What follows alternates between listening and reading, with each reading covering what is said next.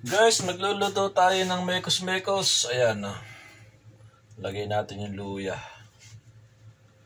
Maraming luya, mas masarap. Ayan, ito guys, hindi ko alam kung paksiw o adobo to. Basta bahala na siya. Luya, tapos lagay natin ng bawang. Ayan.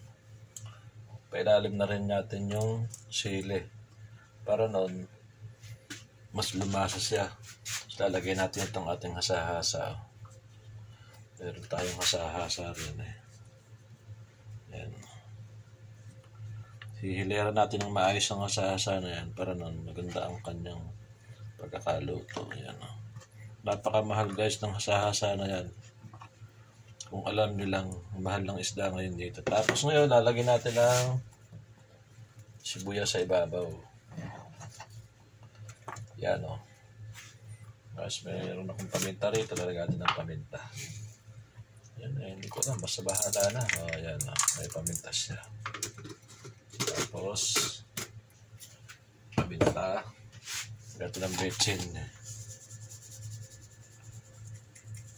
Yan o.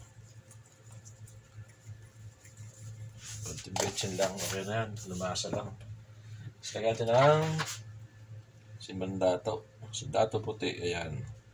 Suka.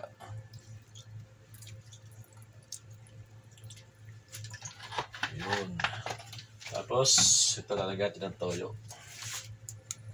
So, bahala na kung ano yung adobo o paksiw. Hindi ko alam. Basta bahala na. Yan naman ako lang naman ang kakain. Kaya kahit anong luto, pwede na yan. Ayan na.